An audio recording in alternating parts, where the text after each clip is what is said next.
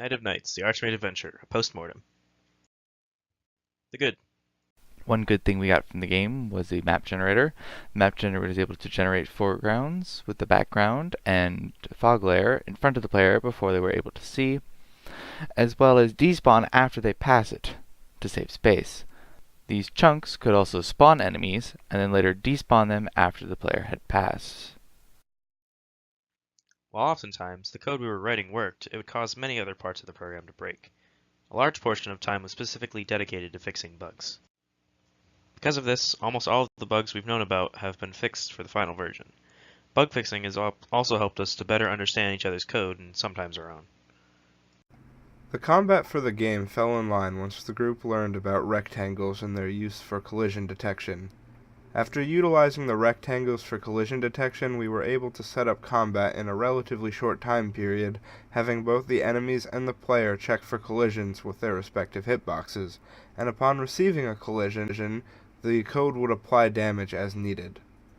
The first enemy that we got working within the game was the Archer, which we had stand still and fire projectiles that would move left in the X direction and check for collision with the player with each frame. After the Archer enemy was in place, we easily implemented the melee enemy by having it stand still and check for collisions with the player on either side. This turned out to be a very simple implementation, as much of the code from the player class was borrowed and altered in order to fit the needs of the melee enemy. The final enemy we implemented was the Archmage mini-boss, which has a chance to spawn. This enemy was implemented using all the same code from the ranged enemy class we constructed for the Archer enemy, except that depending on a random number generated upon creation, the enemy would load either the Archmage sprite and do more damage, or load the Archer sprite and do less damage. The only issue that was encountered while creating the combat system was that occasionally, when alterations were made to the way the character moved, or where the ground was located, the collision boxes would need to be relocated. This issue was primarily solved by filling the rectangles for the collision boxes with colors or images and altering their positions to the correct settings. This method of debugging the hitboxes was also used to ensure that the collisions were occurring, as we had the hitboxes change color when collisions were detected. Creating the art assets for our game is something that went pretty smoothly, since our designer Michael had already had ideas of what he wanted the player and enemies to look like. And during the creation of the sprites, he was very vocal about it and was able to give reference images. And after they were created, they were inserted with little to no issues when we were trying to draw them. The bad.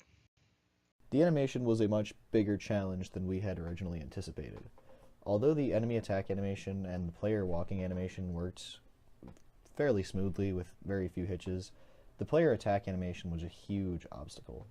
The player would only show the attack animation when they were moving or jumping, and even then it only displayed one frame of animation instead of the two that are already in the sprite sheet. Most of the time trying to fix this would result in the player just staying idle if you tried to attack without moving, or the player would be stuck in the first frame of the animation for the remainder of the game after attacking once. Fixing this took a fair amount of time, but in the end, our architect TJ was able to fix it. Going into this project, we weren't very sure how everything would need to be set up. We ended up with what we thought was a simple class structure, but ended up being needlessly complicated. By the time we realized that the structure we devised was tedious to work with, it was too late to redesign it all.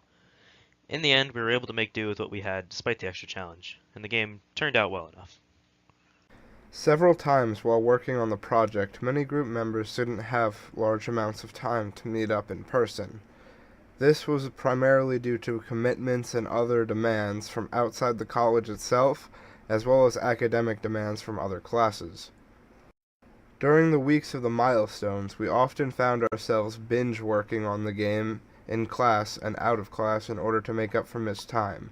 Oftentimes, members of the group would stay after the Wednesday class during the week of a milestone just to ensure that the game was in the best state it could be, and while not immediately a bad thing, this led to lots of disorganized code being created just to get systems to work. As a result of the cramming that usually occurred on the week of a milestone, all of the group members would often be working on the same classes simultaneously, and this would cause many issues to occur when we all tried to push and pull our changes on Bitbucket, and often led to code being lost or scrambled or disoriented in some way that needed to be fixed immediately in order to get the game working again. Unfortunately, there were issues with meeting times for the last 3 weeks. There was a lot of difficulty for everyone to be available at the same time, which unfortunately forced a lot of our meetings to either be online or canceled. This led to a lot of issues with communication and productivity, and we were unfortunately resorted to independent debugging, which was still good. We got a lot of debugging done during this time, but very little progress was made on other goals. Overall, our game has ended up roughly how we wanted it in the beginning. All of the core features that we wanted were implemented in one form or another, and several of our stretch goals were reached as well. We all learned about our own personal styles of making games, coding, and working in a group, and in the end, we all had a lot of fun.